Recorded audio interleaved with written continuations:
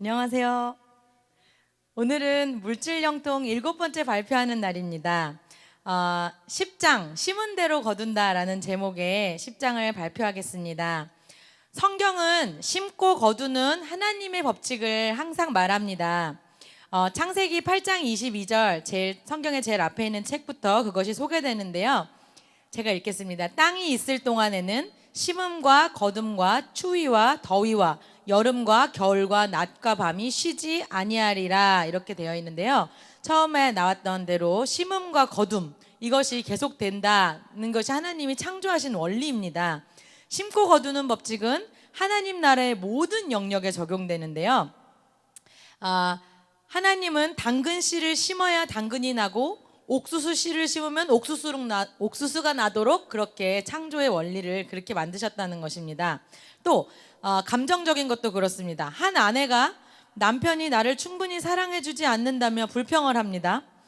그럼 그는 어떻게 해야 많은 사랑을 남편으로부터 받을 수 있을까요? 거두고 싶다면 씨를 뿌려야 한다고 성경은 가르칩니다.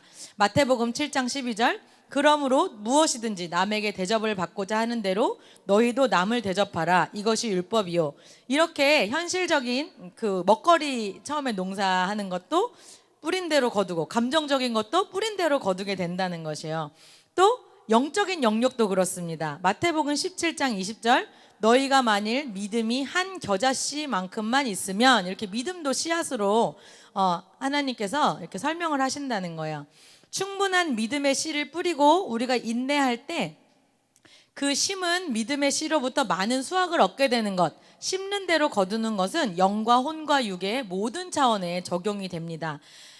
반대로 만약에 내가 분노 또는 비판 또는 용서하지 못하는 씨앗을 계속 뿌린다면 다른 사람들에게 비판받거나 분노로 인해 관계가 틀어지는 등의 열매를 계속 맺게 되는 것도 마찬가지입니다. 그래서 성경은 이렇게 볼 수 있습니다. 내가 남에게 선을 행하면, 즉 선을 심으면 선을 돌려받는 채널이 열리고, 또 악을 행하면, 즉 악을 심으면 악을 돌려받는 채널이 열리게 되는 것과 같은 것입니다. 그래서 이런 심고 거두는 법칙은 영과 혼과 육 모든 영역에 적용되기 때문에 재정의 영역에서도 똑같이 적용이 된다고 이분이 이렇게 적어두셨습니다. 그래서 재정을 얻고자 한다면 재정의 씨를 뿌려서 재정의 채널을 열어야 하는데, 그러면 어떻게 재정의 씨를 뿌리고 열매를 맺게 되는지 세 가지로, 제가 목사님이 세 가지로 요약하라 그래서 머리를 싸매고 세 가지로 요약해 보았습니다. 첫 번째, 자신이 심고 거두는 채널이 되고자 결심을 해야 됩니다. 방금 목사님께서도 설명을 하셨는데요. 하나님 나라의 확장을 위해 열심히 일하는 곳마다 반드시 재정이 필요합니다. 그것은 당연한 것입니다. 그래서 하나님께서는 재정을 심어서 재정을 거둘 통로, 그게 누가 될까 항상 찾으신다는 것입니다.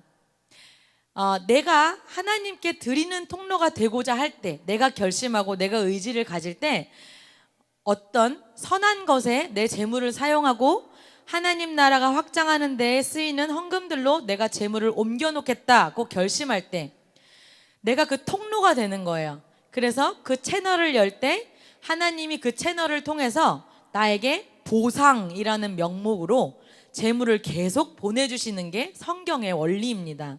즉 하나님께서 주라, 또 하나님께 드리라 하는 것들은 하나님을 위한 것이 아니라 우리 자신을 위해 그렇게 말씀하시는 것입니다.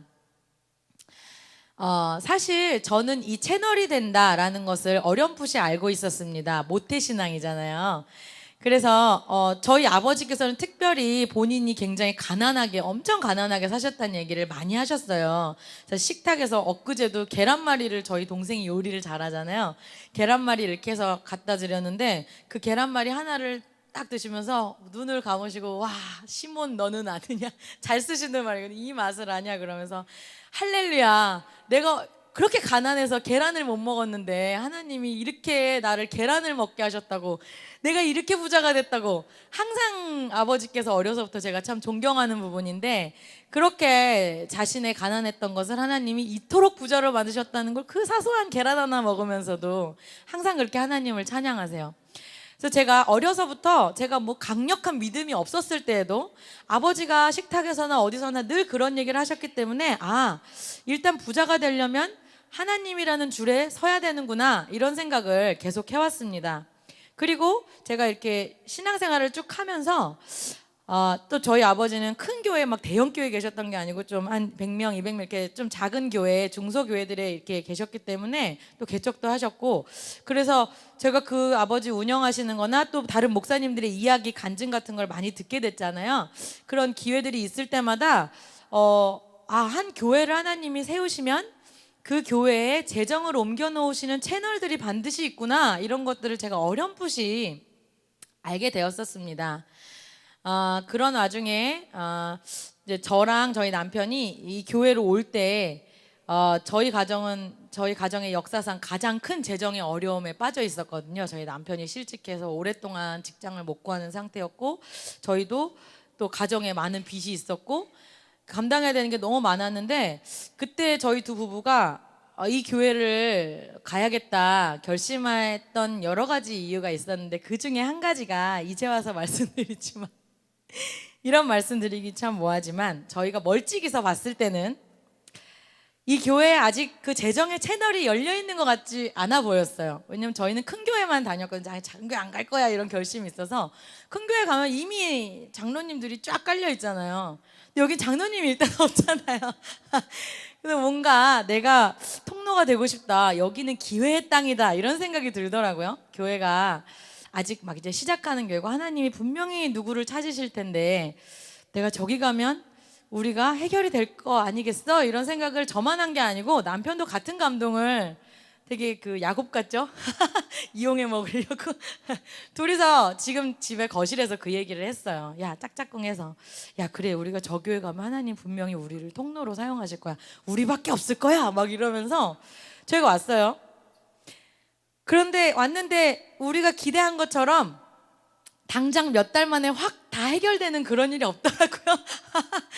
그런데 이제 제가 3년 정도 이 교회를 다니면서 보니까 우리가 자연스럽게 상처가 치유되고 우리 안에 그런 쓴뿌리들이 막 사라지고, 또 말씀에 대해서 목사님 또 많이 가르쳐 주셨어요. 세미나도 엄청 하셨잖아요. 정말 공급을 많이 받았는데 배우고 말씀도 배우고 공급받고 하면서 하나님께 드리는 것들이 훈련되기 시작했어요.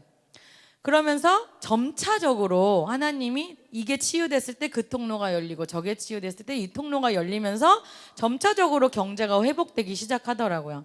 근데 지금 3년째 제가 됐는데 저희 남편은 다시 안정적인 직장에 다니게 되었고, 그리고 저는 남편과 상관없이 제 이름으로 11조 헌금을 드릴 수 있는 믿음으로 또 이게 되었고, 또 다 알다시피 말도 안 되는 차를 타게 됐고 제가 처음 이 교회에 왔을 때 권사님이랑 속회를 계속 했기 때문에 권사님이 제가 어떻게 변하고 있는지 다 아세요. 그래서 제가 막 말도 안 되게 처음부터 그 채널이 되고 싶다는 마음이 있어서 원불교회 홍라이가 있다면 기독교엔 내가 있다 이러고 근데 제가 그걸 잊고 있었는데 권사님이 그 얘기를 해주세요. 야, 제가 뭐 헛소리하면 아니 원불교회 홍라이 어떻게 된 거야, 이렇게 저를 되게 이렇게 많이 위로해 주셨거든요. 그래서 제가 참 하나님께 감사합니다. 그래서 그 채널이 되고자 하는 욕심이 아직도 있습니다. 근데 제가 부끄러웠던 것은 일단 말씀드리고 싶은 채널이 꼭 있다는 것. 하나님이 이분이 말씀하신 대로 반드시 교회 안에 재정을 옮겨놓는 채널을 반드시 하나님 만드시는데 그것들을 여러분이 소원하시면 됩니다. 제가 저 혼자만 슈퍼스타가 되고 싶어서 부끄러워요. 이 채널이 되고 싶어서 이 교회에 왔다고 제가 말씀을 드렸잖아요. 되게 큰 이유였는데, 근데 와보니까 나 말고도 다른 채널이 있다는 것을 알 때 되게 괴로웠어요. 잘못 짚었나? 그리고 또 새로운 내가 아닌 채널들이 하나님 회복시키면서 그 사람들을 이렇게 여시더라고요. 나처럼 회복돼서 막 열리는 사람들을 볼 때마다 솔직히 박수 쳐주지 못하고 제가 상심했어요. 제가 실제로 올 초에 기억나시죠? 목사님이 1월 1일부터 일주일을 재정축복 강의를 하셨어요. 제가 거기에 이성교회 막 끌어들여가지고 막 은혜 받고 목사님이 일주일 딱 끝나고 저한테 나와서 어땠냐 간증하라 그랬는데 제가 말 안 하겠다 그랬잖아요. 기억나시는 분은 계신지 모르겠지만 제가 그냥 제가 어떤 큰 감동을 받고 뭔가 힘을 얻었는데 그게 뭔지는 나중에 말씀드릴게요. 그게 왜였냐면 그 감동은 확실히 하나님이 그걸 통해서 나에게 복을 주실 거라는 확신이 있었거든요. 그걸 나누고 싶지 않았어요. 누가 또 그렇게 복을 받을까 봐. 저랑 같은 생각을 하고 복을 받았으니까 저 혼자 슈퍼스타가 돼야 되니까 나야 이랬는데 그리고 나서 목사님이 무슨 전체 집회? 저기 다른 교회 가서 하는 거기 집회에 또 데려가셨어요. 계속 은혜 받는 자리로 데려가셨는데 거기서 막 주여 저에게 주셨던 그 재정 세미나 때 주셨던 그 감동 나에게 이루시옵소서 막 그랬어요. 제가 11조를 확 올려달라고 기도를 막 했었거든요. 그럴 수 있다는 생각이 막 드는 거예요. 왜냐면 동기가 너무 바른 동기였어요. 제 생각에. 그런데 하나님이 제가 주야 막 큰 소리로 제가 11조 100만 원만 더 하면 해결됩니다 막 그랬어요. 근데 그렇게 기도하면 내 목소리만 기도하게 되더라고요. 마음에 감동이 없고. 그런데 그래서 이게 뭐지? 그러면서 이제 주여 우리 교회인 중에 교회 분들 중에 하나님이 여시고자 하신 채널들이 다 열려서 11조를 다 크게 하게 하옵소서. 그랬더니 기도가 너무 잘 되는 거예요. 마음이 막 이렇게 움직이는 거예요. 막 눈물이 나고 주여 그들을 복 주시옵소서. 그런데 그렇게 기도를 하고 나니까 기도를 마치고 보니까 나만 기도하고 있다. 제가 그렇게 열심히 기도했어요. 그러고 났는데 되게 속이 쎄한 거예요. 서운했어요 하나님께. 제가 6개월이 지나서 제가 아까 낮에도 와서 이걸 얘기해 말아 이러고 기도했는데 하나님이 나눴으면 하시는 마음을 주셔서 제가 그냥 6개월 지났으니까 네. 아무튼 되게 쎄해서 제가 사실은 그날 1월에 2주째 차까지 되게 감동에 사로잡혀 있다가 그 주를 보내면서 그 다음부터 기도하지 않았어요. 기도를 안 했어요. 그냥 성경도 안 읽고 그냥 하나님한테 기대하지 않았어요. 어차피 나한테 복 줄 거 아니네. 내가 뭐 다른 사람 기도해봤자 내가 슈퍼스타가 될 게 아니고 내가 11조 올라가는 거 아니면 내가 뭐 남들이 다 기도해서 알아서들 하겠지. 제가 사실 되게 수준이 그렇습니다. 제가 그랬어요. 근데 너무 황당하게 그게 2월 중순이 됐는데 목사님이 2월 중순부터 제가 이 발표를 했어요. 목사님이 저를 콕 집어서 재정책 5권 샀으니까 발표하라 그러시는 거예요. 제가 그게 딱 생각이 나더라고요. 아, 하나님이 나를 콕 집어서 이걸 시키시는구나. 제가 그 생각이 들었습니다. 그래서 제가 별로 썩 나누고 싶지 않지만 계속 나누게 되는 이 상황 속에서 어쨌든 저에게도 계속 복을 주시더라고요. 제가 이거 하면서 뭐 좋은 차도 타잖아요. 그래서 제가 기꺼이 하고 있습니다. 지금은 하나님의 계획이 나 혼자에게 있지 않다는 거. 제가 말씀드리고 싶은 건 그런 과정을 통해서 하나님이 제 열등감 그리고 제 경쟁심 나만 슈퍼스타가 되고 싶어하는 내가 주목받고 싶어하는 그런 것들을 보여주셨어요. 계속 아직 그 수준이지만 그래도 아직도 제 안에 이런 쓰고 나쁜 것들을 계속 훈련받고 제가 털리고 있지만 더 순수하고 깨끗하고 그런 열정을 가지기를 기도하면서 이렇게 순종하고 하고 있습니다. 근데 점차 나아지고 있는 것에 감사할 뿐입니다. 내년엔 더 잘할 수 있겠죠. 네, 이걸 솔직하게 말할 수 있는 것도 제가 많이 잘한 거라고 생각합니다. 나만 잘나고 싶었는데 하나님의 계획은 거기에 있지 않았어요. 여러분 모두가 잘 되는 것에 있더라고요. 네, 네, 탈탈 털었습니다. 어쨌든 채널을 하나님이 찾으시고 이분이 그 얘기를 하시는 채널을 찾으신다. 그래서 우리 모두가 채널이 될 것을 하나님이 기대하신다는 감동이 제게 분명히 있었어요. 제가 그것을 알고 상심할 정도로 감동이 있었어요. 그래서 여러분이 모두 그 자리를 탐내시기를 제가 축복합니다. 그리고 두 번째 재정에 씨를 뿌리고 열매를 맺을 수 있게 되는 두 번째 비결은 심을 때 인색함으로 심지 말고 감사함으로 심어야 한다는 것입니다. 고린도후서 9장 8절 하나님이 능히 모든 은혜를 너희에게 넘치게 하시나니 이는 너희로 모든 일에 항상 모든 것이 넉넉하여 모든 착한 일을 넘치게 하려 하심이라 이런 말씀이 있어요. 이 말씀은 모든 재정 영역에서 긍정적인 단어들로만 계속 차 있습니다. 넉넉하게, 넘치게, 넉넉하여 이런 말이 계속 반복되잖아요. 그런데 여기서 그 넉넉함이 오기 전에 맨 앞에 하나님이 능히 모든 은혜를 넘치게 하신다 하는 능히에 우리가 집중해야 합니다. 능히라는 말은 조건절입니다. 즉 하나님은 우리에게 능히 주실 수 있는 분이다 라는 뜻이에요. 그것은 기꺼이 너가 예수만 믿으면 기꺼이 자연스럽게 그렇게 하겠다라는 뜻이 아니고 하나님은 그런 능력이 있으신 분이다라는 하나님에 대한 서술입니다. 즉 그것이 능히 자연스럽게 오는 것이 아니고 내가 뭔가 반응을 해야 된다는 뜻인데요. 만약 그것이 그냥 자동적으로 오는 것이라면, 그런 구절이라면 크리스천들마다 물질적인 어려움을 겪는 사람이 없어야 하는 것이 맞습니다. 그러면 어떻게 하나님이 능히 하실 수 있는 그 일을 기꺼이 해주시게 만들 수 있을까요? 그것은 앞뒤에 세 구절을 더 읽어보면 알게 됩니다. 고린도후서 9장, 아까는 8절만 읽었는데요. 6절부터 제가 읽겠습니다. 이것이 곧 적게 심는 자는 적게 거두고 많이 심는 자는 많이 거둔다 하는 말이로다. 각각 그 마음에 정한 대로 할 것이요 인색함으로나 억지로 하지 말지니 하나님은 즐겨내는 자를 사랑하시느니라. 하나님이 능히 모든 은혜를 너희에게 넘치게 하시나니 이는 너희로 모든 일에 항상 모든 것이 넉넉하여 모든 착한 일을 넘치게 하게 하려 하심이라. 이 말씀이 말하는 대로 인색함으로나 억지로 하지 말지니 하나님은 즐겨내는 자를 사랑하시느니라. 여기를 주목해 봐야 합니다. 즉 적게 심는다는 것은 금액이 적은 것만을 뜻하는 것이 아니라 아까워하며 인색한 마음으로 심는 것을 말합니다. 왜냐하면 하나님께서는 과부의 두 렙돈을 보시고도 가장 크다고 말씀하셨기 때문입니다.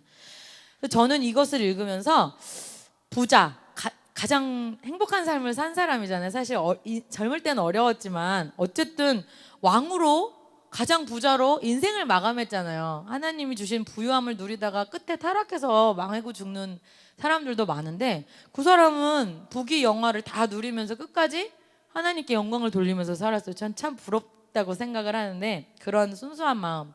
근데 제가 부자 다윗을 생각했어요. 성경을 읽다가 제가 이 다윗이 기도한 구절 중에 너무 감동적인 구절이 있어서 제가 적어서 컴퓨터 옆에 이렇게 붙여놓은 구절이 있는데 제가 이걸 정리하다가 그게 이런 건가 보다 그리고 생각나서 같이 딱 이렇게 적어봤는데요.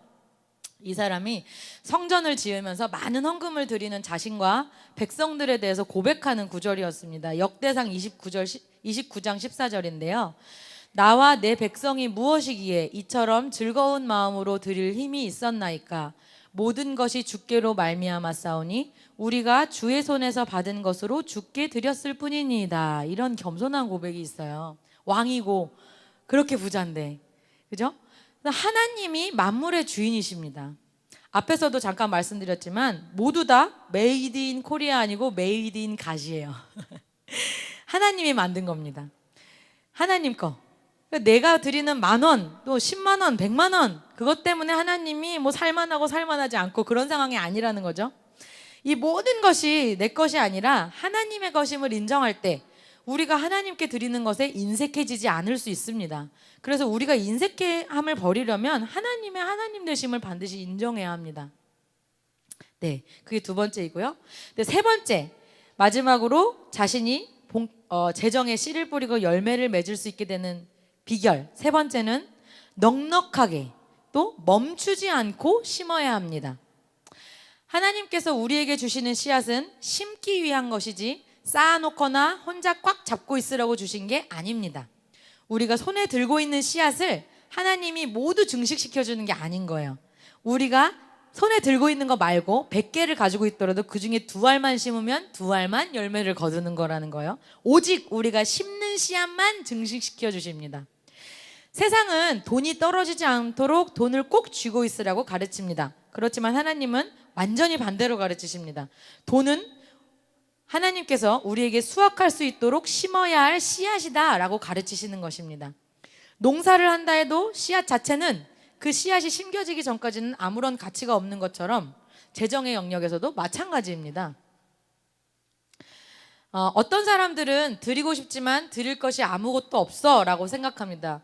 제가 이분의 간증을 이제 이분의 간증이 나오는데 그걸 들으면서 제가 이제 도전을 많이 받았어요.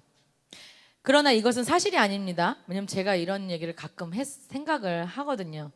하나님께서는 우리 모두에게 농사를 시작할 수 있는 씨앗을 주셨습니다. 미래에 돈을 좀 벌면 내가 많이 드려야지. 내가 100만 원쯤 벌면 한 50만 원 드릴 수 있겠지.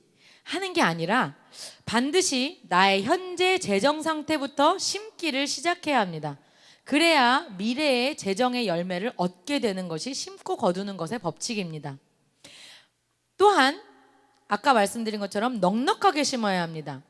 아까 읽었던 말씀이 증명하는 것은 인색한 것도 증명하지만 또 글자 그대로 많이 수확하려는 농부는 많이 심는 것과 마찬가지입니다.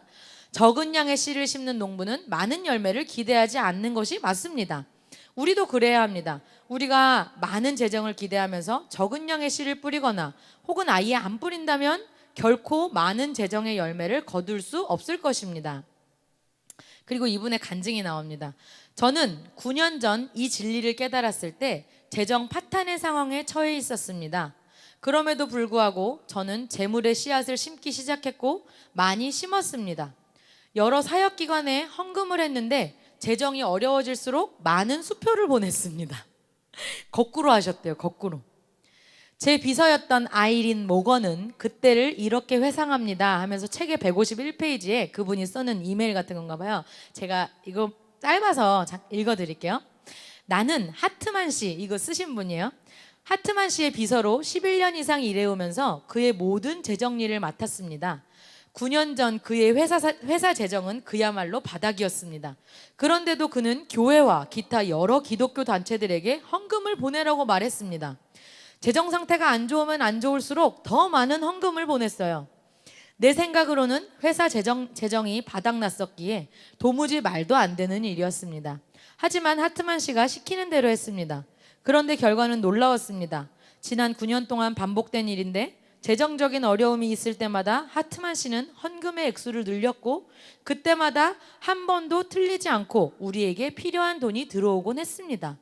때때로 우리는 대단한 인내심을 가지고 기다려야 했지만 결과적으로 언제나 돈이 들어왔다는 사실입니다. 이렇게 적어두셨어요. 정말 도전이 되는 말씀이었어요. 저한테는. 제가 이 수준까지는 아닌데 네, 그래서 제가 이걸 발표하면서 제가 제일 많이 배우거든요. 네, 그래서 하나님께서는 우리가 심은 것보다 훨씬 더 많이 거두기를 원하십니다. 그것은 재밌어요. 수박, 오렌지, 사과 등의 과일 안에 들어있는 씨앗을 관찰해보면 알 수 있습니다. 씨앗 하나 심어서 나온 수박 안에 얼마나 많은 씨가 들어있어요. 그죠? 하나님은 열매와 함께 우리가 필요로 하는 것보다 훨씬 많은 씨앗을 더 주십니다. 그래서 우리가 받는 것 가운데는 많은 씨앗이 있다는 거예요. 이분의 말씀은 씨앗 하나를 더 주시는 게 아니고 수박만 봐도 많은 씨앗을 같이 주신다는 거예요. 그래서 다 심으라는 거예요. 그걸. 그래서 이것을 다시 심어야 다음 해의 수확으로 계속 이어지고 배가 되고 더 배가 되고 그렇게 된다는 것입니다. 내 재정의 문제, 처음에 가졌던 그 문제가 해결되었다고 해서 멈추어서는 절대 안 됩니다. 하나님께서는 여러 배로 갚아주시기 시작하는데 왜냐면 수박 안에 열알이 들어있으면 열알 심으면 또 막 배갈이 나올 거 아니에요. 그렇게 여러 배로 갚아주신다는 거예요. 하나님은 그것을 다 심을 때 열알 중에 한 알만 심으면 한 개만 나겠어. 한 개 먹겠죠. 이분은 더 심으라는 거야. 근데 어쨌든 하나님께서 여러 배로 갚아주신다는 거야. 반드시 심는 사람에게. 근데 중요한 말씀을 하셨어요. 여러 배로 갚아주시기 시작할 때 우리가 처음에 원했던 그 필요한 것을 다 얻고 난 뒤에는 우리에게 중요한 싸움이 있는데 그것은 바로 탐욕과 이기심입니다. 탐욕과 이기심을 이겨내야 합니다. 남은 것을 소유하는 대신 그 남은 것에서 더 많은 씨앗, 내가 더 많은 씨앗을 받았다는 것을 기억해야 된다는 거예요. 그것을 다시 풍족하게 심어야 한다. 그것을 잊어서는 안 됩니다. 왜? 고린도후서 3장 7절 오직 자라나게 하시는 이는 하나님뿐이라. 그것을 계속 증식시켜 주시는 분은 하나님밖에 안 계시기 때문입니다. 하나님께서 증가시켜 주실 때마다 하나님 나라에 계속 다시 심어야 합니다. 절대로 중단해서는 안 됩니다. 계속해야 됩니다. 이것이 10장의 마지막 이제 코멘트입니다. 그리고 마지막에 이런 질문이 있어요. 여러분에게 묻습니다. 재정적인 문제를 가지고 있습니까? 그렇다면 어떤 재정의 씨앗을 심고 계십니까? 인색하게 아까워하며 심고 있습니까? 아니면 풍성하게 감사하며 심고 있습니까? 또 묻습니다. 재정의 축복을 받으셨습니까? 그럼 재정의 축복을 받은 후에도 계속 심고 계십니까? 이렇게 마무리하셨어요. 네. 많이 은혜를 받았습니다. 저도. 네. 다음 주에는 11장을 발표하도록 하겠습니다. 감사합니다.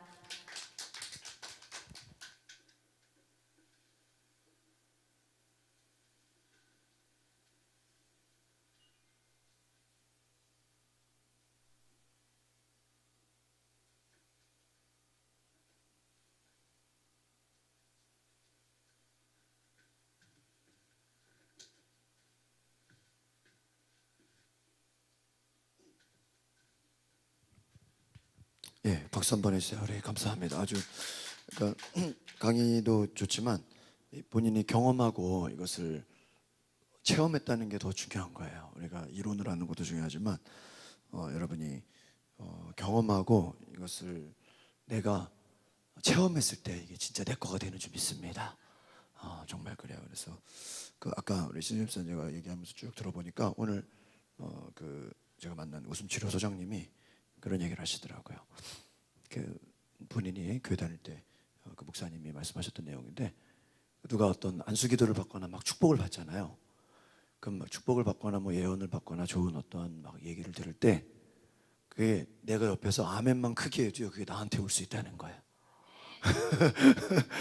그러니까 이게 어떤 거냐면 그러니까 우리가 하나님의 축복이 어떤 사람한테 갔을 때 우리가 그거를 보면 어때요? 막, 네?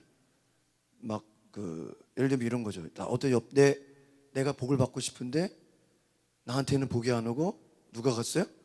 다른 사람이 보니까 복을 받았어요. 그러면은 우리가 그걸 보고 와, 하나님 왜 저 사람 복 주고 나는 복을 안 줘? 이렇게 생각할 수 있죠. 그게 인간의 마음이에요. 여러분 영적인 세계를 알면 그것을 내가 보세요. 옆에 있는 사람이 복을 받았다고 해서 왜 나는 저 사람보다 더 기도하고 나는 저 사람보다 더 열심히 하고 난 저 사람보다 더 잘했는데 왜 나한테는 좋은 일이 안 생기고 저 사람한테 좋은 일이 생기지 이럴 수 있죠. 근데 그렇게 생각한다고 해서 뭐가 바뀌어요? 절대 안 바뀌어요. 오히려 더 힘들어져요. 그러나 반대로 해보세요. 내가 더 열심히 기도했고 오히려 옆에 사람은 기도도 안 했고 그냥 뭐 별로 신앙생활도 그냥 대충 하는 것 같은데 잘 됐단 말이에요. 근데 그거를 여러분이 진심으로 기뻐하잖아요. 하나님 우리에게 역사하실 줄 믿습니다. 그러니까 이게 뭐냐면 하나님이 제가 아까 말씀드린 것처럼 축복의 그릇인지를 테스트하는 거예요. 그러니까 하나님 우리에게 복 주시기 전에 이미 주변 사람들에게 뭐예요? 복을 주시면서 이것을 내가 뭐 하는지? 기뻐하는지 안 기뻐하는지를 보는 거예요? 보는 거예요. 그러니까 제가 오늘 그거를 배웠어요. 그러니까 어떤 사람이 막 그러니까 누가 간증하잖아요. 그 간증을 뭐 간증이라는 게 뭐예요? 처음에는 안 되고 어렵고 힘들었는데 결과는 뭐예요? 믿음으로 기도하고 어려움을 이기니까 뭐예요? 잘 됐다는 거 아닙니까? 보통 다 간증이 그렇잖아요. 예? 뭐 간증하는 분 치고 뭐 처음에는 좋았는데 더 안 좋아졌습니다. 이런 분들 별로 없잖아, 그렇죠? 다 어때요? 잘 된 거죠. 그럼 그 얘기를 들을 때, 야 저분이 저렇게 잘 된 것처럼 정말 문제가 해결되고 어떠한 그 돌파라 그러죠. 돌파. 어떤 무엇이 새로 열리고 돌파가 되고 뚫려버린 거. 제가 재밌는 그 하나 얘기를 해드릴까요? 그 웃음치료 강사님이 그 부인도 아주 대단하신 그런 상담하시는 분이시 박사님이세요. 그리고 웃음치료 소장님도 아주 대단하신 분이신데 처음에 딱 그런 아들 때문에 한 방 먹었다는 아들이 자녀가 셋인데 고등학생 또 아들이 있는데요. 한 방 먹었다는 뭐 때문에 그랬습니까? 그러니까요. 등에 어느 날 뱀을 그려왔대. 뱀. 분신. 앞에 분신도 있고 뒤에. 그래가지고 부모가 뭐예요? 충격을 받.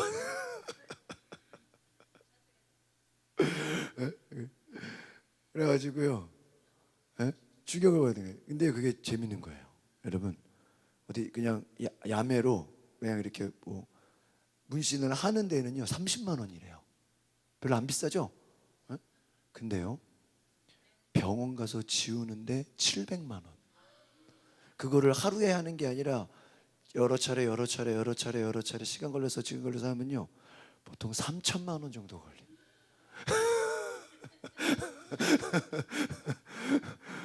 그러면서 근데 제가 그런 얘기를 했어요. 미국에 지금 미래교회 얘기를 하다가 근데 그게 처음부터 문신 얘기를 한 게 아니라 제가 이제 뭐 대학원 공부하면서 미래교회를 공부했습니다. 미래교회가 뭐냐 그러니까 또 목사님 아들인데 목사님 아들이 이렇게 세상에서 놀고 뭐 지내다가 몸에 문신을 많이 하게 된 거예요. 근데 그분이 은혜 받고 회심했다고 문신이 갑자기 지워지는 건 아니잖아요. 그래가지고 목사가 됐어요. 목사가 됐다고 문신이 목사 안수 받았다고 싹 사라져요? 그런 건 아니잖아. 몸에 남아 있잖아, 그렇죠? 근데 그분이 개척을 하는데 어떻게 개척을 했냐? 그 바 있죠, 술집 바. 거기 낮에는 놀잖아요. 그거를 빌려가지고요. 그 교회는 문신한 사람만 올 수 있는 교회를 만든 거야. 왜? 목사가 무슨 그러니까 몸 검사하겠죠. 들어올 때 문신이 없으면 못 들어가. 밖에서 문신한 사람만 올 수 있는 교회를. 근데요 사람들이 많이 모여. 왜? 그들이 다 소문이 날까 안 날까요? 다 날잖아요. 입소문으로. 그 얘기를 하니까 그런 교회도 있다 얘기를 하니까 우리 아들이 등에 뱀이 있습니다. 그래서 내 얘기를 너무 기뻐하고 앞으로 그 아들이 문신했던 왜 내가 경험을 했으니까 그래 안 그래요? 내가 경험을 했기 때문에 그 같은 경험만 있는 사람들을 뭐 할 수 있어요? 전도하거나 복음을 전할 수 있는 사명이 있죠. 그 얘기를 듣고요 막 너무 기뻐하시는 거예요. 막 그동안에 막 이 돈을 어떻게 마련해야 되나 막 그런 돌파.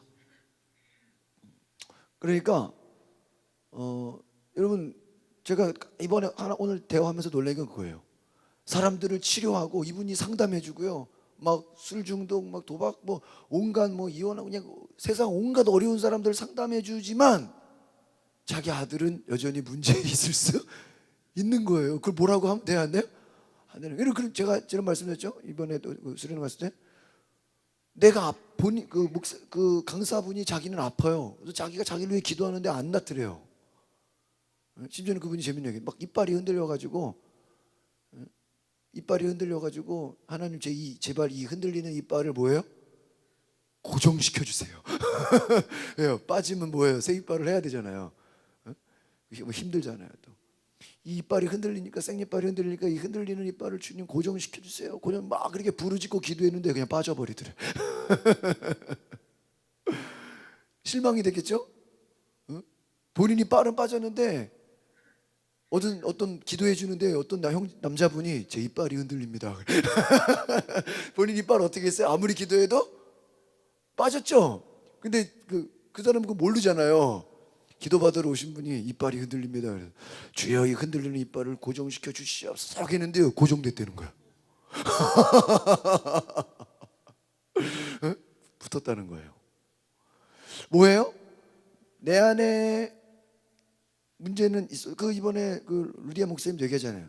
내가 아프고 내가 힘들어도 내가 기도해 주는 사람은 병이 낫더라. 하나님 놀랍게 일하신다. 그러니까 우리가 생각하는 것과 다르다라는 거예요. 그러니까 여러분이 진심으로 다른 사람의 축복과 다른 사람이 잘 되는 것을 기뻐해야 돼요. 믿으십니까? 이게 영적인 원리예요. 그러니까 누가 땅을 샀어요. 그럼 어떻게 해야 돼요? 와, 잘 됐다. 와, 막 내가 땅 산 것처럼 어떻게 해야 돼? 막 기뻐해야 돼. 제가 이번에 우리 구균 집사님 가정에서 소나타 새 차를 뽑았잖아요. 근데 그때만 해도 우리 교회는 차를 결정하지도 않고 뭘 해야 될지를 뭐예요? 뭐 정하지도 않은 상태였잖아요.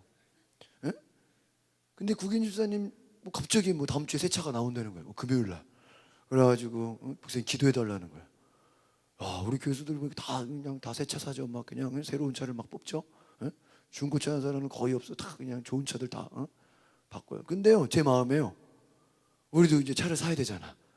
근데 구임선이 가정에 새 차가 구입이 됐는데, 이거를요, 내 마음에서 어떤 생각이 들었냐면, 그 얘기를 듣자마자 내 안에서요, 이걸 내가 진심으로 어떻게 되겠다?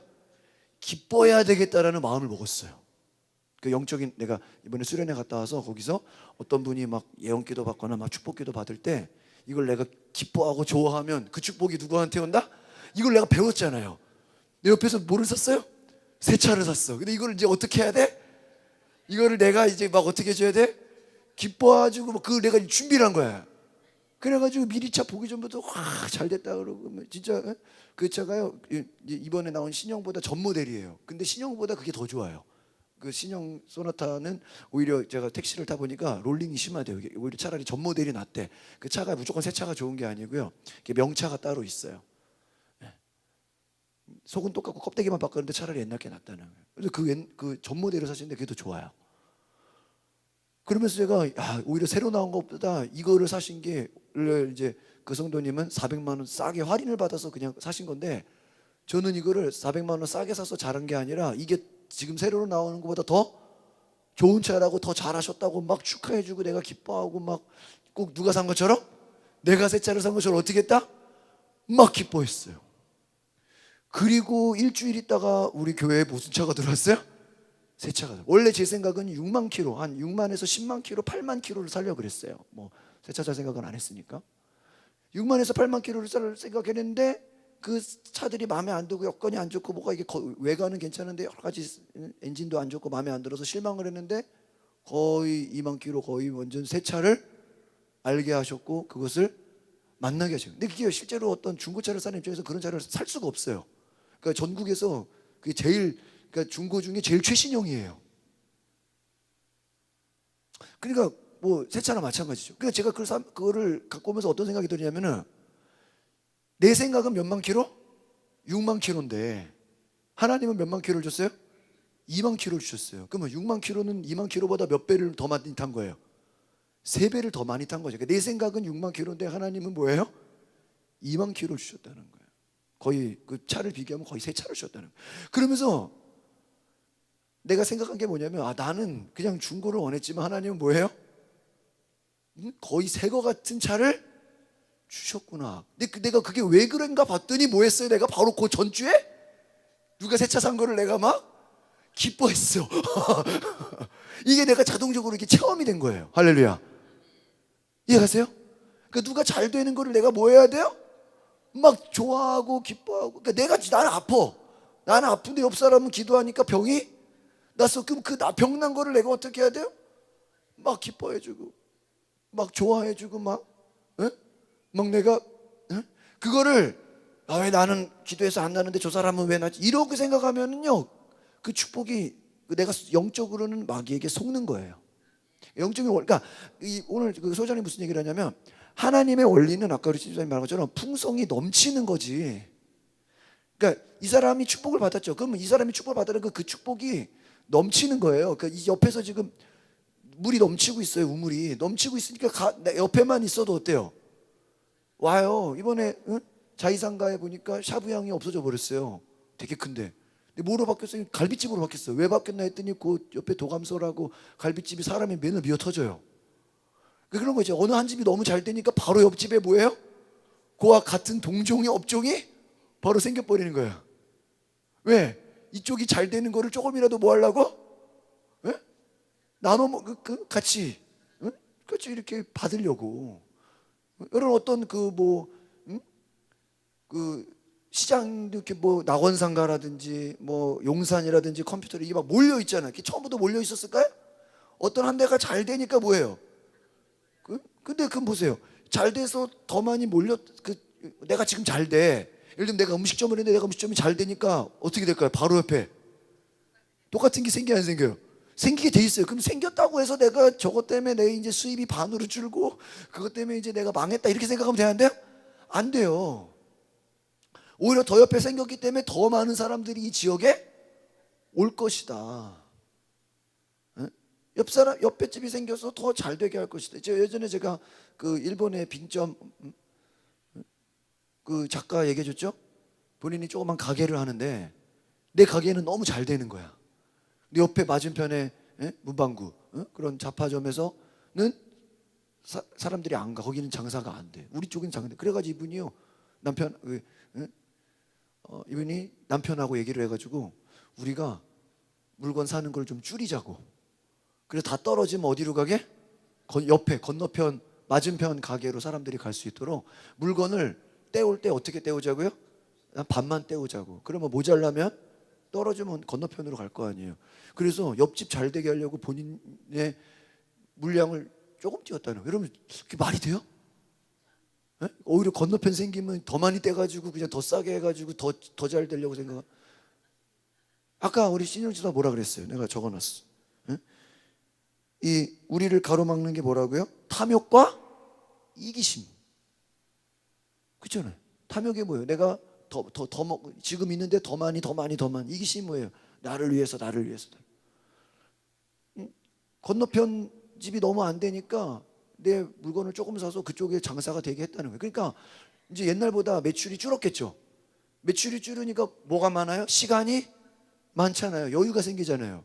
신문을 보니까 무슨 소설 공모전이 있는 거야.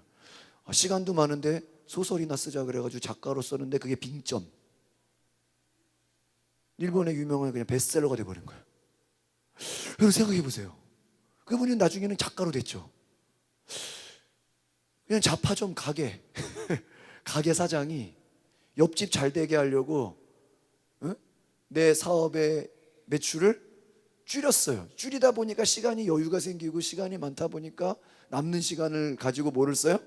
책을 쓰는데 그 책이 유명해지고 베스트셀러가 돼서 아예 작가. 여러분 문방구 잘 돼서 성공하는 게 좋아요? 작가로 성공하는 게 좋아요?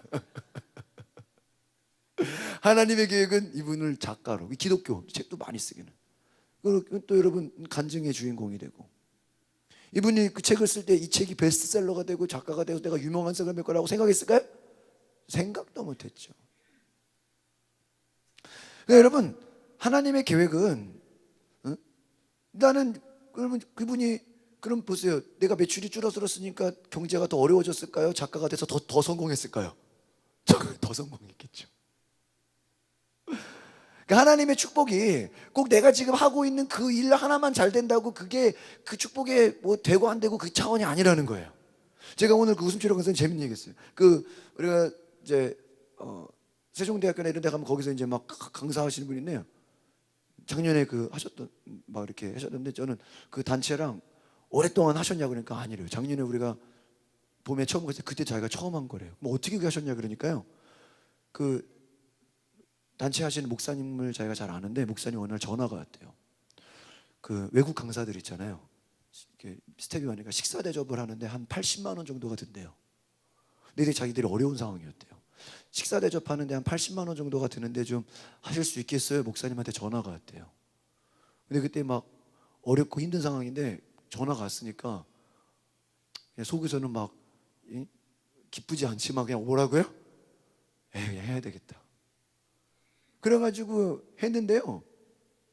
그 식사를 하는 자리에서 식사를 대접받다 보니까 그 강사들하고 얘기를 할 거 아니에요. 그 얘기를 하다가 그분들이 그 소개해 준 분이 이분 한번 무대에 점심 먹고 웃음치료 강사인데 점심 먹고 좀 졸리고 그런데 한 10분만 세워서 사람들 즐겁게 하죠. 그래서 그냥 식사 대접해서 인사한 자리에서 뭐예요? 한 10분 정도 사람들 즐겁고 재밌게 해주라고 세운 거예요. 10분을 세웠는데 10분 웃기면서 그 사람들을 막 배꼽 빠지게 하면서 이 주최하는 목사님이 감동을 받은 거예요. 그래서 그게 1월 달인데 2월 달에 외국에서 강사가 와야 되는데 그게 펑크가 난 거예요. 외국에서 오시러 한 2월 달에 수련회 강사가.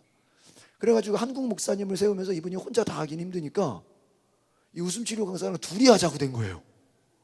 그래서 수련회 강사로 절반을 같이 강사로 하면서요. 이 수련회 강사로 하게 되면서 그때부터요. 올해까지 2년 내내 매달 그 제가 가평에 가는 수련회에 매달 와서 1시간 30분 매달 와서 같이 사역을 한다는 거예요.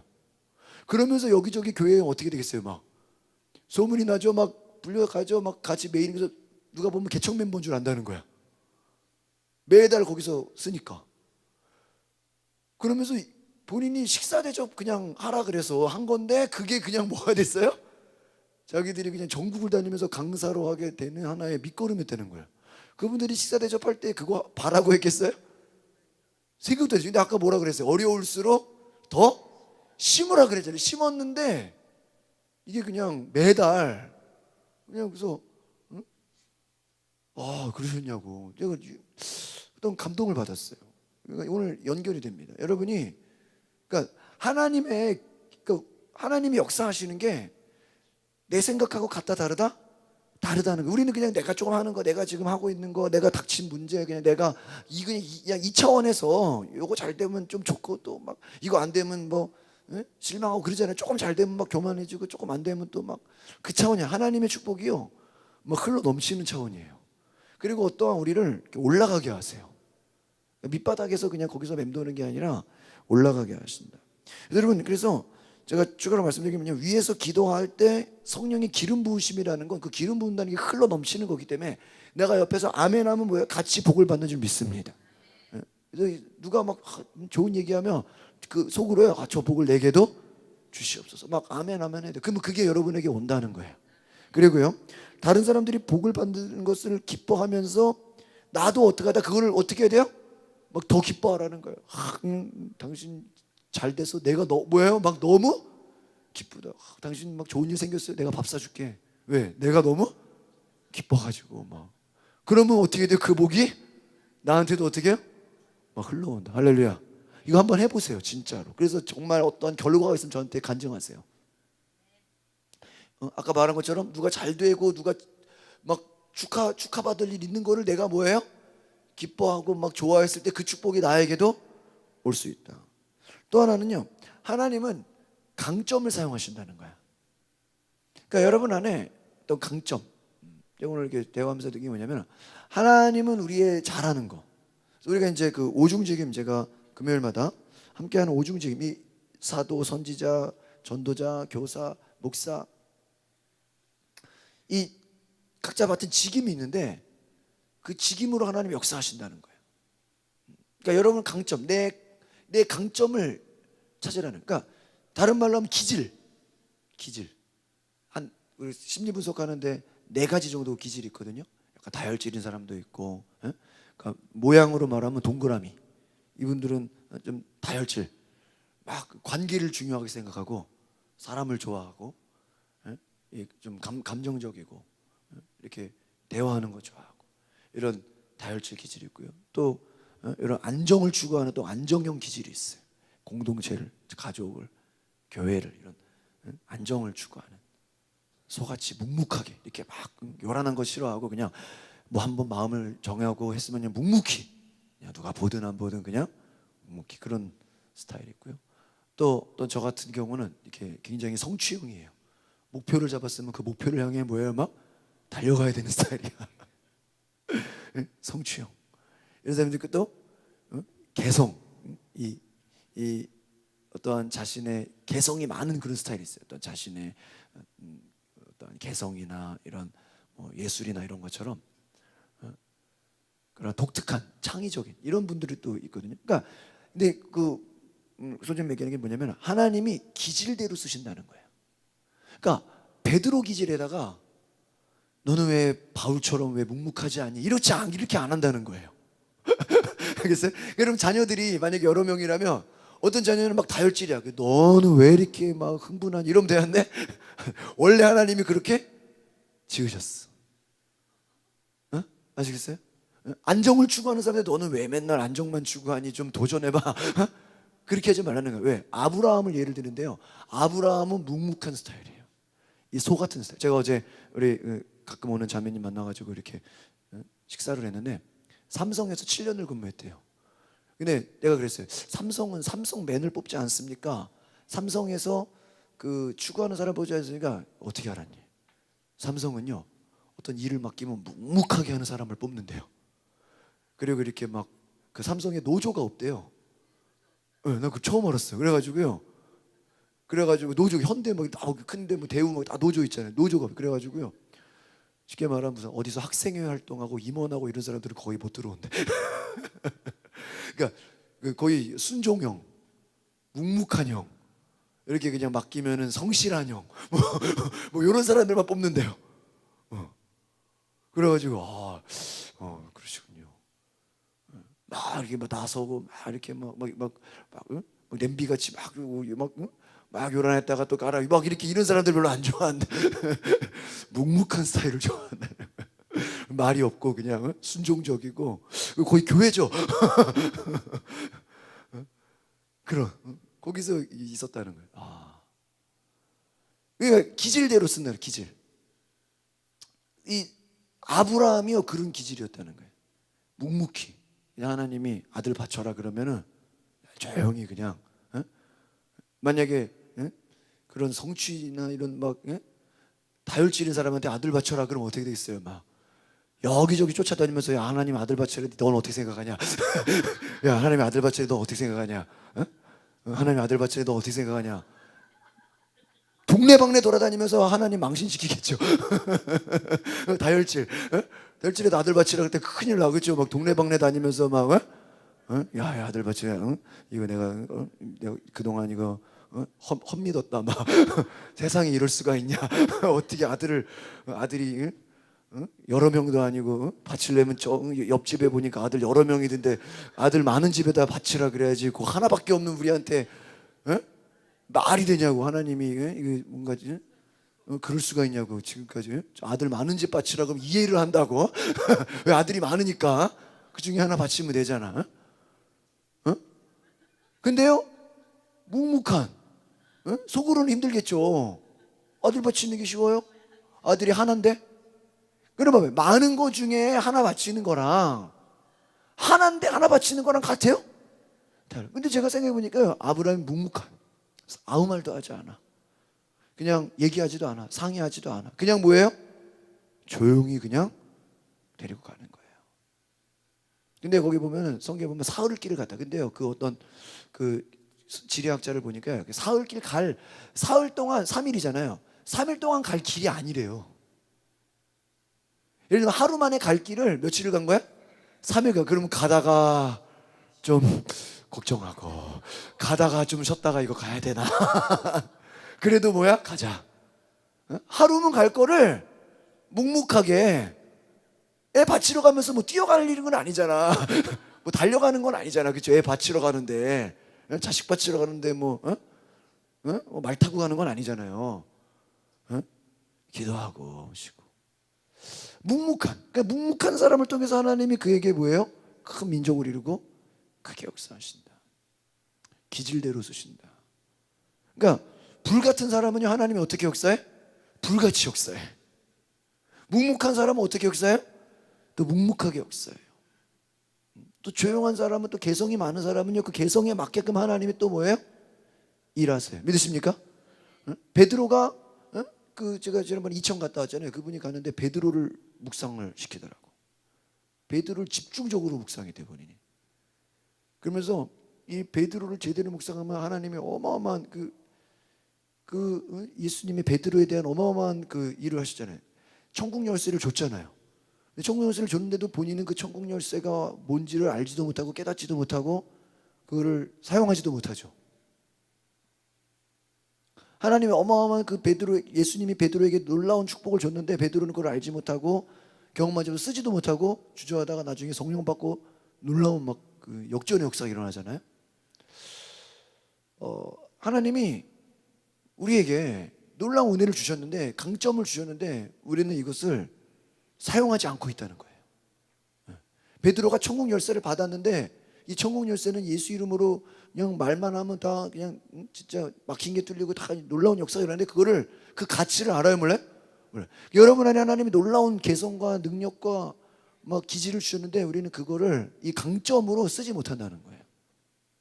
그래서 강점을 개발하라는 거예요. 그 다음에 또 하나는요, 약점 따라합시다. 약점을 부드럽게 합시다. 우리가 이제 강점이 있으면 또 뭐가 있어야 돼? 약점이죠. 근데 약점이 뭐냐면 이제 상처인 거예요.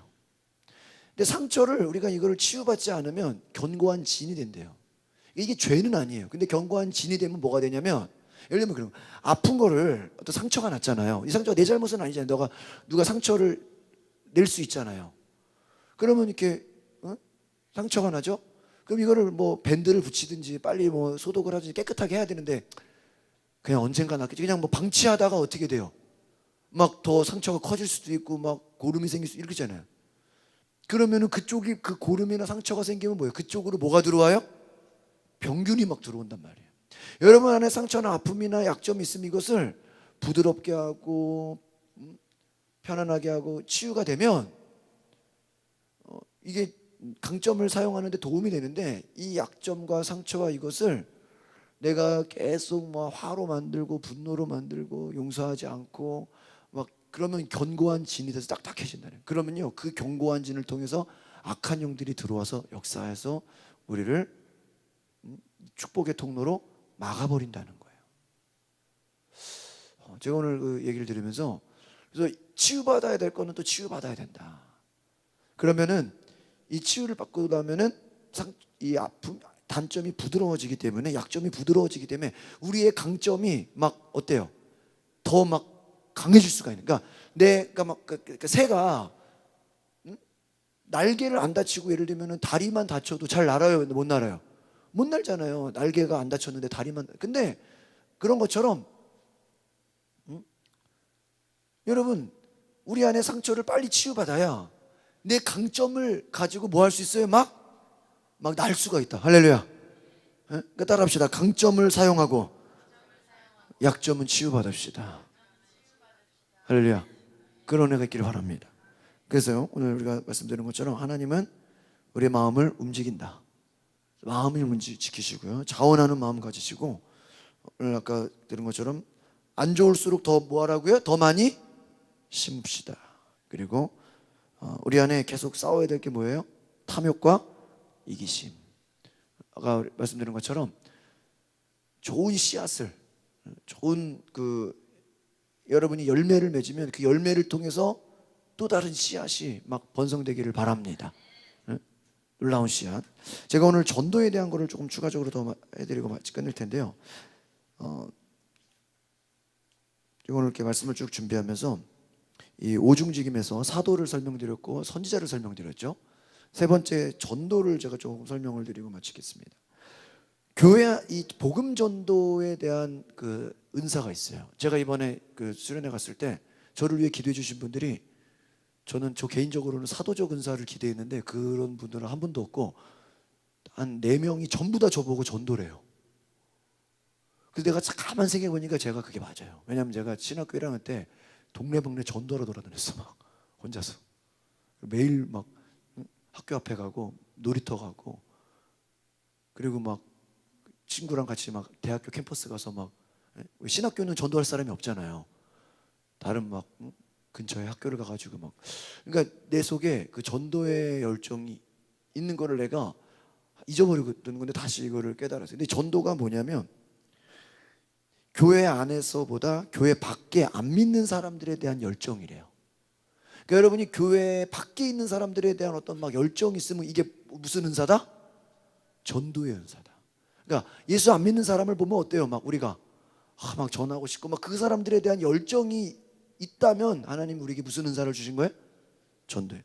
그래서 복음을 들어보지 못한 사람, 안 믿는 사람, 이들에 대한 열정, 거기에 대한 마음, 막 불신자들 그러면 그런 마음이 생기면 여러분들은 불신자에 대한 부르심이 있다라는 거예요. 오늘 들어보니까 전혀 없는데요. 이러면 그건 구하시면 돼. 알겠어요? 목사님 저는 교회 안에 있는 사람들이 더 좋은데 이러면 그 사람은 전도의 은사가 없는 거예요. 그러니까 복음 전도의 은사. 교회 밖에 나가서 안 믿는 사람들과 만나서 교제하는 게 즐거운 사람들이 있다는 거예요. 예수 안 믿는 사람들하고 얘기를 해도 전혀 거리낌이 없는 거예요. 교제하고 그들을 교회 안으로 데리고 오고 싶은 마음, 그 마음이 여러분 안에 있다면 복음 전도의 은사가 있는 줄 믿습니다. 그래서 이들의 특징을 조사해 보니까요. 따라합시다. 복음 전도의 특징은 돌아다니는 사람입니다. 돌아다니는 거를 좋아한다. 그러면 거의 은사가 뭐예요? 복음 전도인 거예요. 근데 내가 보니까 이번에 우리가 이제 새 차를 구입하고 나서요. 제가 뭐 어디 어떻게 했을까요? 열심히 뭐 했을까요? 돌아다녔어요. 사람을 만나러 다녔어요.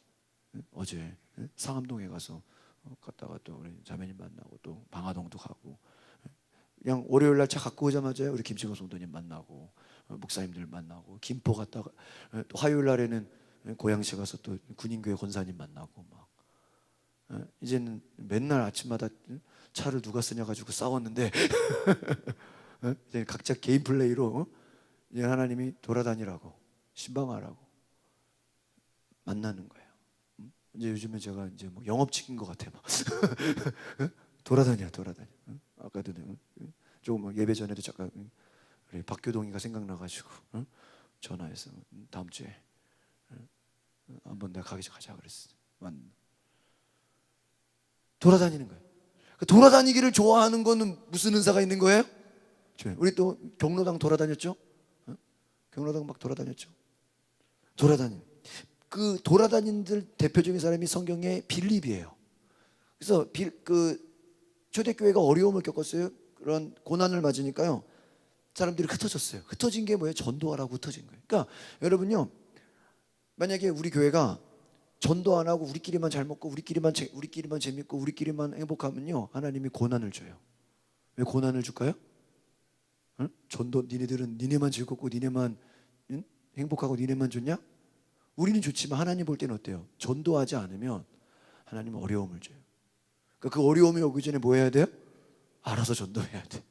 축복이 사명이라 여러분 복 많이 받았으면 막 나누셔야 돼. 믿으십니까? 주를 위해 쓰셔야 돼. 그래가지고요, 복음을 전하고 빌립이요, 사마리아에서 복음을 전하고 에디오피아 국고를 맡은 네시를 만났어요. 근데 그가 이사야서 53장 7절에 성경을 읽는데 그 성경이 무슨 말인지를 몰라요. 거기서 나오는 그가 근데 풀어줍니다. 여기서 나오는 그는 예수님이다. 메시아가 오셔서 할 것이다. 그게 다 예수. 성경을 풀어줘요. 그러니까 전도자는 그냥 교회 나오세요가 아니에요. 그 사람이 그 사람한테 찾아가서 그 사람의 성경을 읽긴 있는데 뭔 소리인지 모르는 걸 뭐예요? 우리가 가서 풀어주는. 그러니까 꼭 전도가 꼭 예수 안 믿는 사람만 찾아가서 교회로 데리고 오는 게 전도가 아니라, 신앙생활을 하기는 하는데 이게 도대체 그 무슨 꿈을 해석해 주는 것처럼 이게 지금 내가 뭐 하는 건지 막 헷갈리는 사람들 있죠. 전도하는 사람 찾아가서 지금 이것이 성령의 역사고 영적인 거를 알려주고 해석해주고 풀어주는 거예요. 할렐루야. 네? 그 고민을, 자기 생활이 지금 어떻게 돌아가는지 몰라요. 근데 이거를 영적으로 설명해주고 풀어주는 거예요. 빌립이 가서 예수 그리스도를 증거해요. 구약이 예수 그리스도를 증거하는 건데 예수 그리스도를 몰라죠. 예수님이다. 세례를 줘요. 세례를 받고 이렇게, 옛날엔 침례잖아요. 침례. 물속에 들어갔다가 나오는데, 여러분 성경에 나중에 사도행전 8장을 보면요, 주의 영이 빌립을 이끌어 갔다 그래요. 사도행전 8장 38절에. 그러니까 무슨 말이냐, 침례를 주고 물속에 들어갔다가 나오니까 빌립은 없어져 버렸어. 주의 영이 데려가 버렸어요. 어디로 데려갔냐? 다른 아소도라는 어디 블레셋 땅으로 데려가 버렸어요. 그 말은 뭐예요? 성령에 이끌려 가지고요, 전도하는 사람은요, 하나님이 여기 나타나고 저기 나타나고 막 어때요? 막 뭐 해버려요? 이동을 시켜요. 빌립이 막 그랬어요. 나중에 또 가이사랴로 가요. 그러니까는 전도의 은사는 뭐 하는 사람이다? 돌아다니는 사람이다. 할렐루야. 여러분 돌아다니십시오. 우리 홍경재 엄청 돌아다니죠. 저기는 한 달에 몇 집을 채워야 돼? 100집을 채워야 돼. 그거를 못 채우면요, 무슨 저기를 뭐 어떻게 되죠? 100집 못 채우면 점수가 깎여요? 봉급이 깎여요? 봉급이 뭐예요? 맞아, 그만. 최소 100집을 다녀야 돼. 여러분 만약에 여러분이 교회에서 전도를 여러분 한 달에 100집 돌아다니십시오. 이게 쉬워요? 필터 가려고 100집 따라다녀. 돌아다니는 일. 지금 하나님 훈련시킨 줄 믿습니다. 돌아다니는 자. 한 달에 100집. 여러분 일하는 것도 100집을 돌아다니는데, 여러분 전도를 우리가 100집이 아니라 10집이나 하십니까? 전도를 위해서 돌아다닌다. 아브라함에게 하나님이 명령을 했어요. 너는 내 고향 친척 아버지 집을 떠나라. 근데요, 이 재미있는 게 이 책의 지금 내용을 제가 설명해 드린 건데, 떠나라는 명령은 하나고요, 축복은 세 가지를 준다 그랬어요. 그 축복이 뭐냐면 큰 민족 가나안 땅을 후손에게 주고 내가 복의 근원이 될 것이다. 그리고 너로 말미암아 복을 받을 것이다. 그러니까 잘 봐요. 이 말을 전도로 해석하면 어떻게 되는 거냐면, 아브라함이 계속 한 곳에 머물러 있으면 이게 전도자예요, 전도자가 아닌 거예요? 전도자가 아닌 거죠. 쉽게 말하면 여러분이 계속 한 곳에 머물러 있는 사람이라고 치면 하나님이 전도의 사명을 줘서 넌 이제부터 뭐 해라? 집에만 있지 말고 뭐 해라? 돌아다녀라. 경로당을 돌아다니고 학교를 돌아다니고 병원을 돌아다니고 뭐 해라? 돌아다녀라. 여러분, 아브라함에게요, 여러분 잘 봐요. 이 광야라는 게 뭐 하는 거예요? 이집트는 뭐예요? 그냥 정착이죠. 노예 생활하는 거죠. 광야는 뭐예요? 뺑뺑이 돌리는 거예요. 사업으로 말하면 뭐예요? 저기 용달차에다가 과일이나 생선 해가지고 뭐 하는 거예요? 돌아다니면서 파는 거예요. 돌아다니는 자, 돌아다니는 자, 돌아다니는 자. 여러분, 아브라함을요 고향에서 불러내서 뭐 하게 한 거예요? 돌아다니라고 한 거예요. 그런데 누구로 말미암아? 너로 말미암아 다른 사람들이 뭐를 받을 것이다? 복을 받게. 이 말을 전도로 말하면, 우리가 집에만, 우리 신인주사 옛날에 집에만 있었죠. 근데 사업을 하고 뭐 하면서 이제 뭐예요? 돌아다니죠. 돌아다니면 사람들을 만나죠. 그럼 만나는 사람들이 나로 말미암아 그들이 뭐를 받아요? 복을 받는 거예요. 할렐루야. 그러니까 전도는 뭐냐면요, 통로인 거예요. 복의 근원이라는 게 뭐예요? 통로인 거예요. 통로. 통로가 뭐예요? 우리 요즘에 저희 아파트에서 뭐 배관 공사를 해요. 그러니까 배관 공사할 때는 물이 어떻게 될까요? 끊겨요. 수시로 단수가 돼요. 막 아침에 물이 안 나와 버려.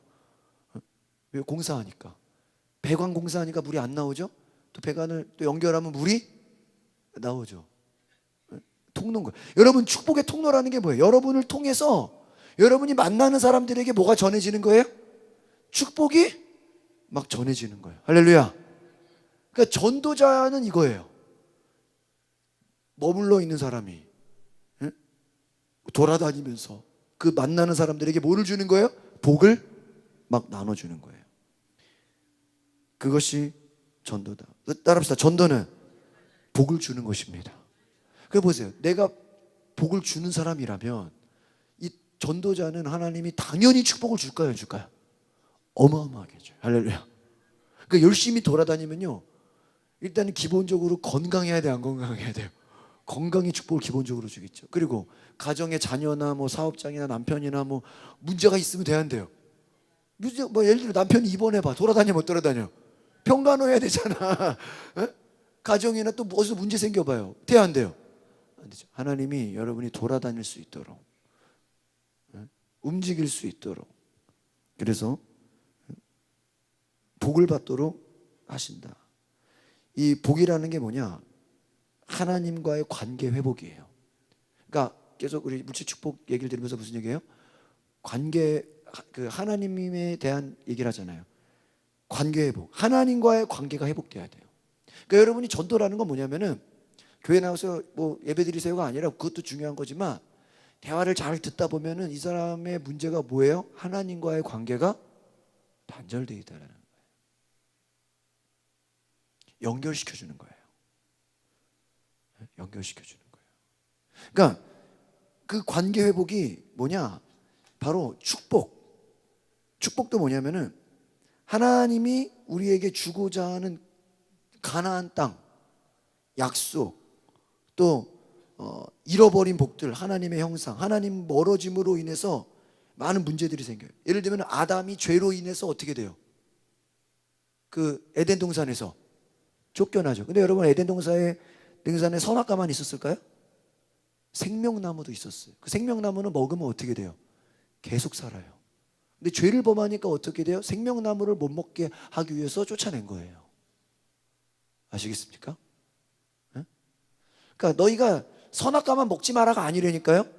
생명나무를 먹으라 그랬어요. 그 말은 뭐예요? 영원히 살게 만들었어요. 근데 보세요. 우리가 하나님이 선택을 하는 거예요.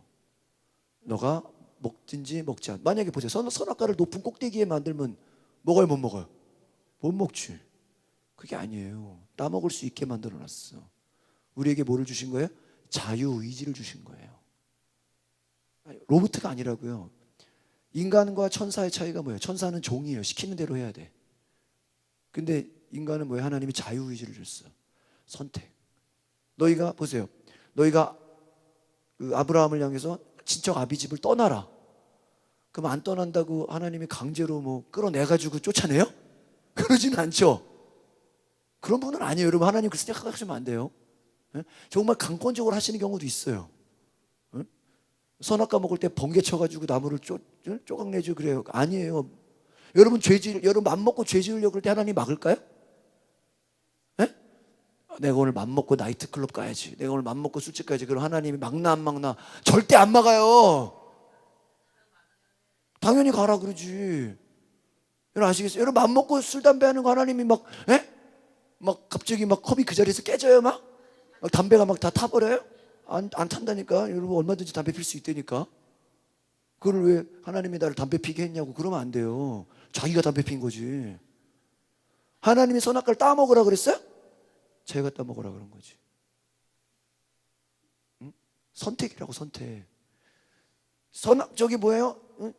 명령을 해서 아비집을 떠나라. 그래도 아브라함이 절대 안 떠나겠으면 하나님이 뭐예요? 축복을 안 주는 거예요. 그러니까 여러분 죄로 말미암아 다 빼앗겨졌다는 거예요. 그러니까 축복이라는 건 뭐냐면 하나님과 관계를 다시 어떻게 하는 거예요? 연결시키는 거. 할렐루야. 그러니까 전도가 뭐냐? 예수 믿으세요, 교회 나오세요가 아니라 그들 안에 하나님과 잃어버린 관계를 뭐예요? 회복시키는 거예요. 그러면 그 회복이 되고 나서 교회 오게 되는 거예요. 말씀을 듣게 되는 거예요. 아시겠습니까? 네? 이게 전도다. 그러니까 여러분이 이제부터 돌아다닌다 그러면 뭘 위해 돌아다니는 거예요? 그 사람들이 하나님과 멀어졌던 관계를 내가 뭐하게 하려고? 가깝게 하고 회복시키게 하려고 내가 다니는 거예요. 아시겠습니까? 그러다 보면 그들에게 뭐가 임하며 축복의 은혜가 임합니다. 오늘 이것을 기억하시기 바랍니다. 여러분 앞으로 이제 여러분 전도의 은사를 가지려면 뭐 해야 돼? 열심히 돌아다니. 저도요 이제 엄청 다니려고 그래요. 홍규영체 절반만 다니십시오.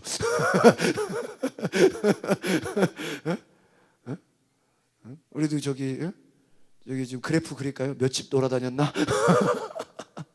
보고서 내라 그래. 속회 공과 속회 보고서에 한 일주일 동안 몇 사람 만났나? 몇 사람하고 밥 먹었나? 몇 사람하고 커피 마셨나? 만나십시오. 돌아다니십시오. 전도의 은사가 막 불리듯이 일어날 줄 믿습니다. 기도합니다. 거룩하신 하나님, 오늘 우리 가운데 놀라운 은혜가 있게 하여 주시옵소서. 하나님 말씀 듣고 변화되게 하옵소서. 우리 가운데 전도의 은사가 일어나게 하옵소서. 돌아다니는 자 되게 하옵소서. 만나는 자 되게 하옵소서. 하나님 오늘 우리 가운데 놀라운 역사 주시옵소서. 하나님 다른 사람의 축복을 내 축복으로 기뻐하게 하옵소서. 하나님은 우리에게 선택하라고 하셨습니다. 내 말을 듣고 따르고 순종하면 복이 임하고 불순종하면 저주가 임할 것이다. 오늘 우리가 순종하는 자, 축복받는 자 되게 하옵소서. 예수 그리스도의 이름으로 기도합나이다. 주일날 광고를 드렸는데 책이 다 나가서 5권씩 추가로 또 주문했어요. 그래가지고 기도응답의 열매들, 거듭남의 기도, 우리 신수정 사모가 책 벌써 이거 다 읽었다 그러더라고요, 한 권을. 그래서 이 거듭남의 기도는 여러분, 그러니까 이 책에 이거는 간증이고요. 이분이 기도 하루 7시간 하시는 분이신데 주님을 2번 만났고 간증이 너무나 많으시고 이 거듭남의 기도는 5개 외국어로 번역돼서 전 세계로 지금 나가고 있고 이 기도에 저도 잘 내용은 아직 안 봤지만은 이 기도는 우리가 아무리 뭐 은혜 받고 축복받고 막 난리가 나도 우리의 믿음 생활을 이렇게 유지하지 못하면, 그러니까 이분이 추구하는 게 뭐냐? 마음이 청결한 자는 하나님을 볼 것이요. 왜 암만 은혜 받아도 밖에서 확 화내고 확 성질내고 싸우면 어때요? 은혜가 다 사라져버려요. 나를 유지하는, 계속 깨끗하게 유지하는, 마음을 청결하게 하는 그 기도에 대한 내용이에요. 그래서 우리 교회 전도하시는 분들, 집사님들 이상은 필수로 보셔야 돼요. 그래서 제가 더 갖다 놨어요. 한 권에 10,000원씩 뒤에다가 교회 빈 봉투에다가 여러분이 알아서 그 헌금함에 넣으시면 책 가져가시고요. 큐티 매일 하시고 여러분 하여튼 믿음이 계속 성장하시기를 바랍니다. 제가 아까도 말씀드린 우리 교회 이런 좋은 사례들을 제가 발표하니까요 외부에서 놀랍니다. 어떻게 그렇게 하냐고. 근데 저는 딴 게 아니에요. 계속 우리의 믿음을 업그레이드해야 되겠다 생각이 듭니다. 우리 찬송가